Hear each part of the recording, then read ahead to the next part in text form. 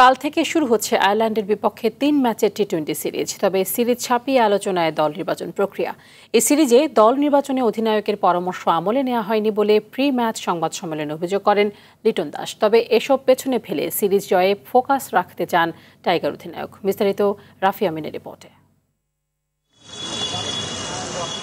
কদিন বাদেই পর্দা উঠবে টি-20 বিশ্বকাপের। তার প্রস্তুতির অংশ হিসেবেই আয়ারল্যান্ডের বিপক্ষে এই সিরিজ। তবে সেই প্রস্তুতির পরিকল্পনায় অধিনায়ক থেকে যাচ্ছেন ব্রাত। লিটনের অভিযোগ, দল সাজানো হয়েছে তার মতামতকে উপেক্ষা করে। তার পছন্দে শামীম পাটোয়ারি থাকলেও নির্বাচকরা বাদ দিয়েছেন এই বাঁহাতি ব্যাটারকে। আমি জানি না কেন, বাট সিলেক্টর আমাকে কোনো কিছু নোটিশ ছাড়াই শামীমকে বাদ দিয়ে দিয়েছে টিম থেকে, without any notice. I think আমি এতদিন জানতাম যে একটা টিম যখন মানুষ হ্যান্ডেল করে, অ্যাটলিস্ট ক্যাপ্টেন জানে যে কোন প্লেয়ারটা ইন হবে, কোন প্লেয়ারটা আউট হবে।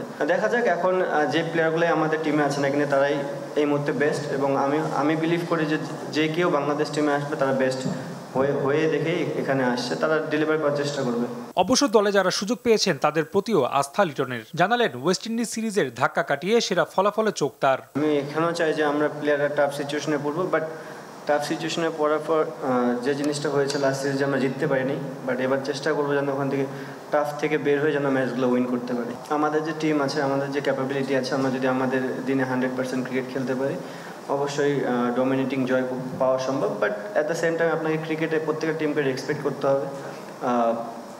যেদিন যে ভালো ক্রিকেট খেলবে তাদেরই পক্ষে গেম যাবে। চট্টগ্রামের শহীদ বীরশ্রেষ্ঠ ফ্লাইট লেফটেন্যান্ট মতিউর রহমান স্টেডিয়ামে ম্যাচটি শুরু হবে সন্ধ্যা ৬টায়।